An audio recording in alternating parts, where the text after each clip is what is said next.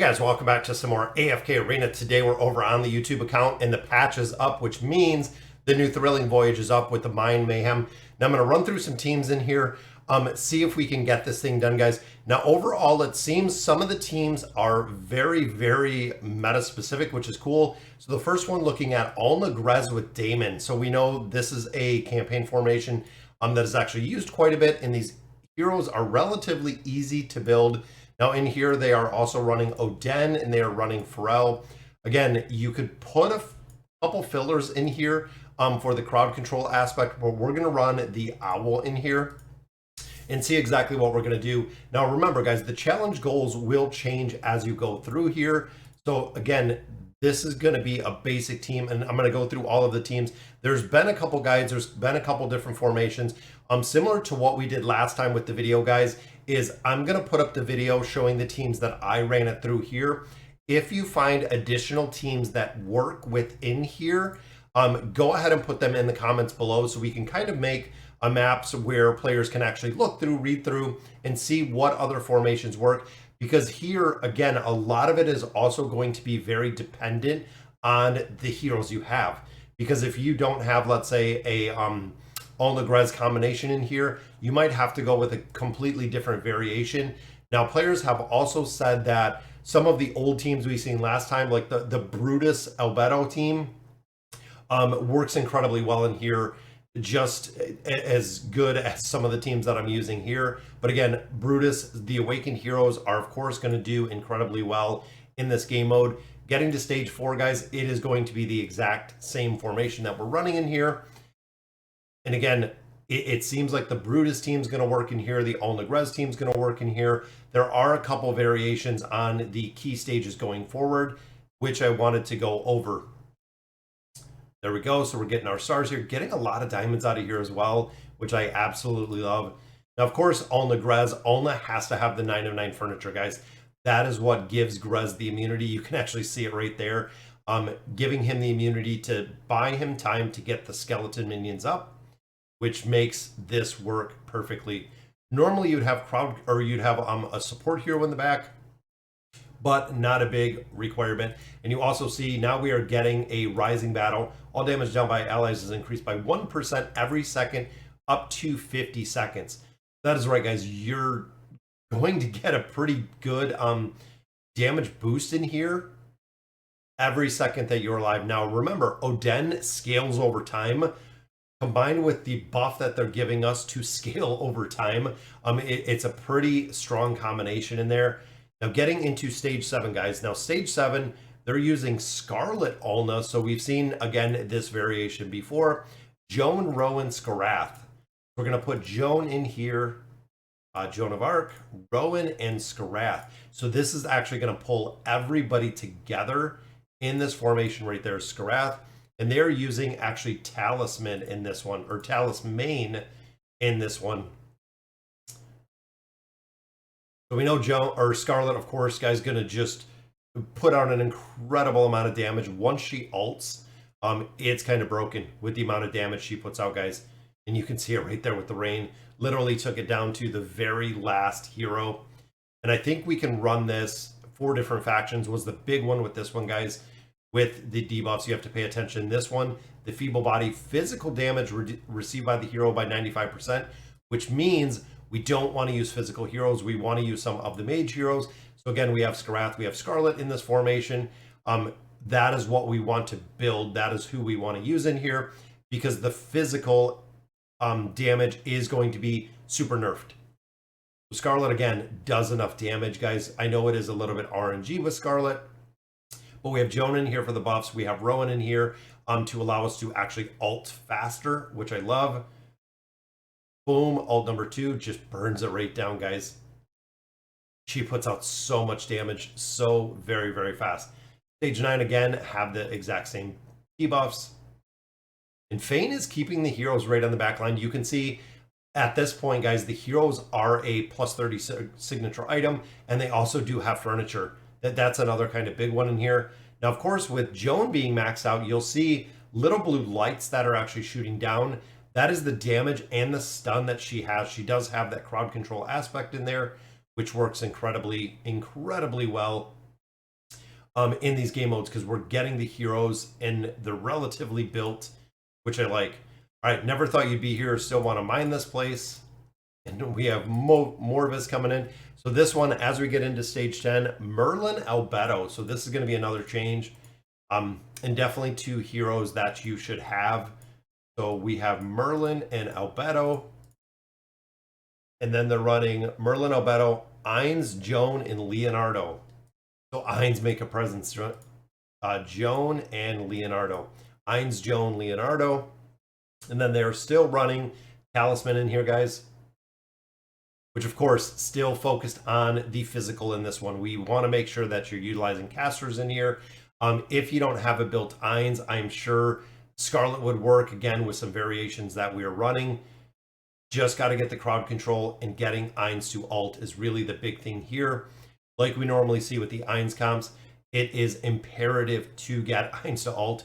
That is where the big damage is, not only with his...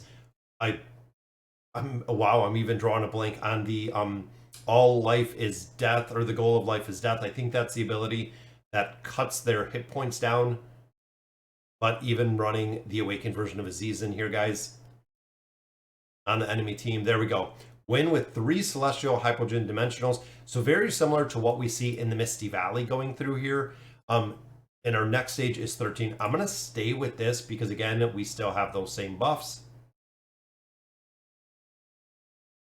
And I think overall, in comparison to the Crimson Snow that we just completed, guys, this is kind of crazy good. So there we go. So Ainz ults gets the damage amplification from the heroes being crowd controlled. Boom, Leonardo puts them in there again. Another ultimate ability. Of course, we have Kelthar over here, just waiting for that final target to die. There we go, win the battle. All right, we got one more, and then we're going to have to change up our formation again because we will be into a point of putting in Ulna again. It is actually going back to Ulna in the formation. For this one, of course, we have more real. Some of the heroes that we're seeing on the enemy side are not normal heroes we see. It's kind of interesting because, again, most of the campaign formations where players are at, we don't have heroes that we're facing like Moreo in those combinations. But here we do. Boom! When they are all framed up, guys, the damage just goes through the roof. And look at Mahira, guys. Trying to burn down Mahira. Of course, she eats her bats when she gets low on health, or she absorbs the bats. Which brings us to stage 13, guys. All right, so 13, we have Ulna Scarlet again. So going back to the Ulna Scarlet. Let's do Ulna. Let's drop Scarlet in here. And then our back row is Neve, Merlin, and Grez. This one should be interesting. Neve, Merlin, and Grez. I'm going to try this one, guys. Neve, Merlin, and Grez. Now, of course, guys, we're going to have to get time for him to scale.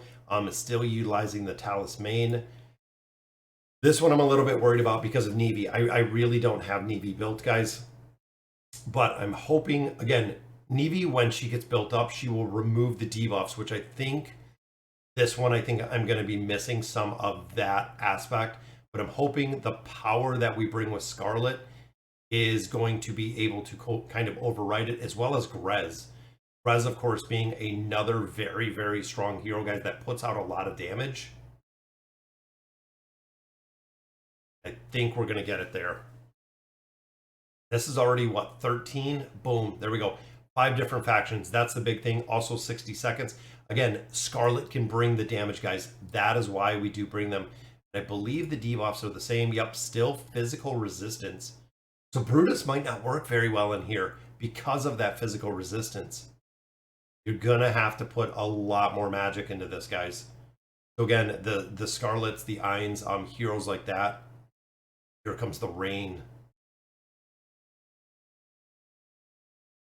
And of course, our damage continues to increase as we get further into the stage because we're actually getting that amplification in here. I think we got that one done, guys. Boom, win the battle. All right, 15. We only have a couple more stages left in this, and I'm really hoping that we can get these done. And again, we have Athalia in here. But the mitigation, guys, Merlin, again, Merlin is no joke when it comes to survivability, and when it comes to mitigation, he works so well with that mitigation, guys, keeping these heroes alive. And look at Scarlet's Reign. Such a strong hero, guys. Again, that is why we built her out to where we did, because of the damage she puts out.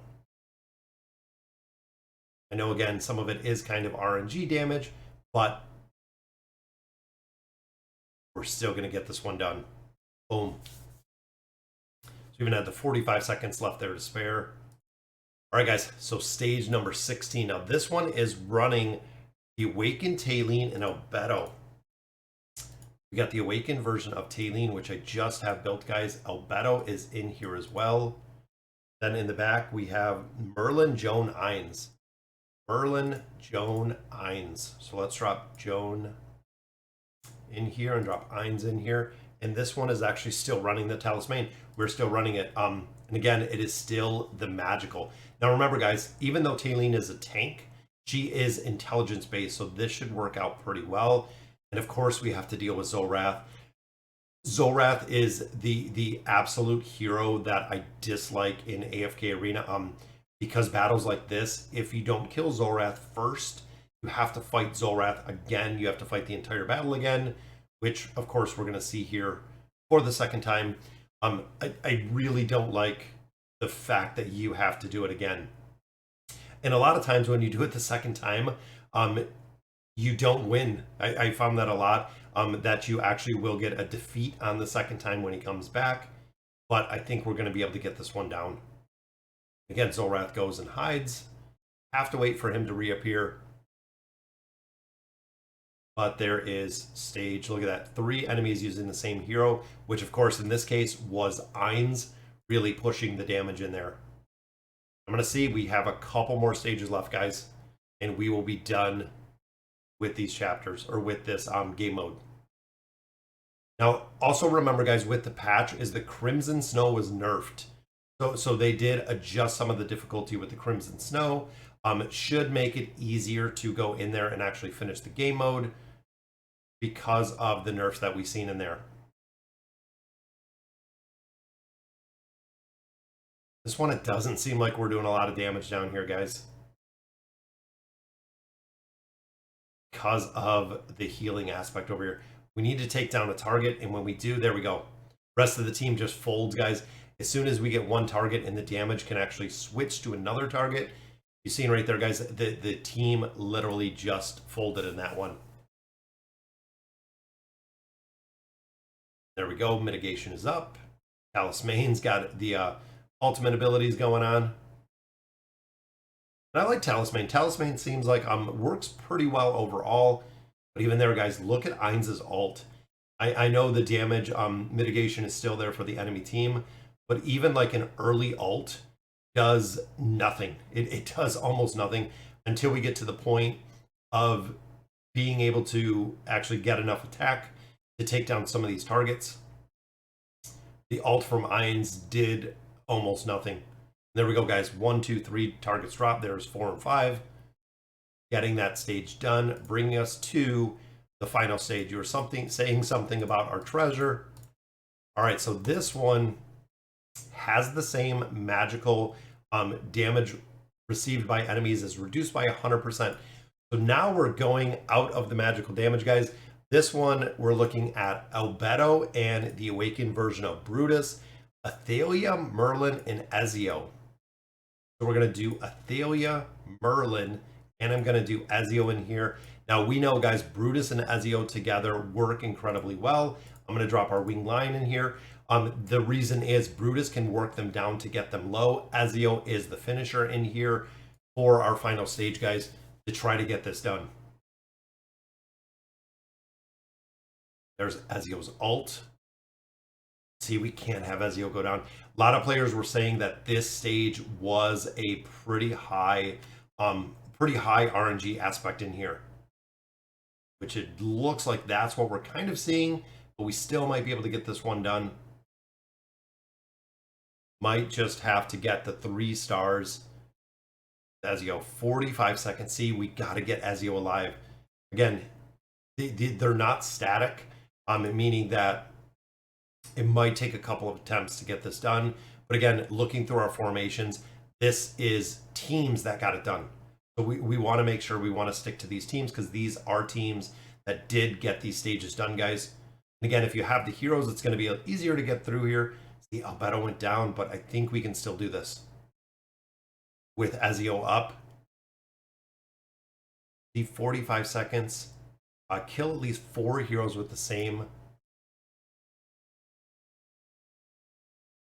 This is going to be the RNG factor. Alberto, Brutus, Athalia, Merlin. There's also a variant of this using Alberto, Merlin, Ezio, Awaken, Solus, and Nevi. But again, I'm concerned. I don't think my Nevi is big enough.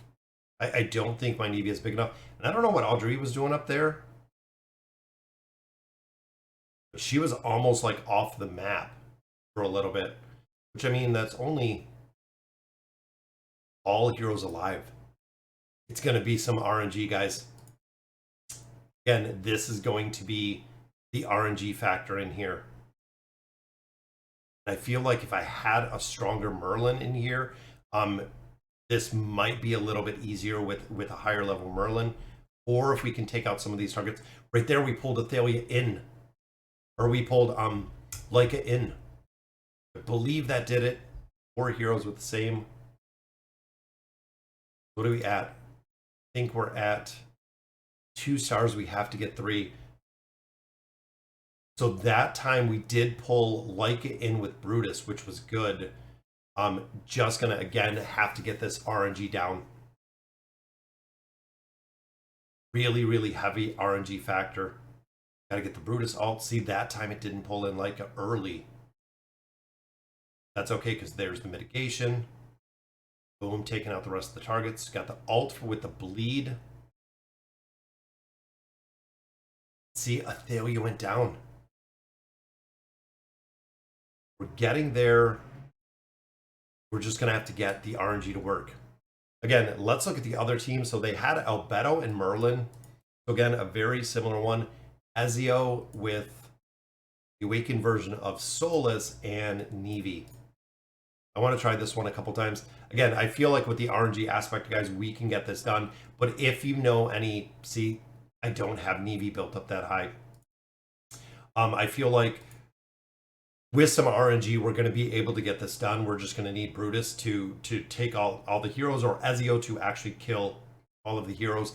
See, this Nevi team's not going to work. They said put in the Rock Lizard. Let me try the Rock.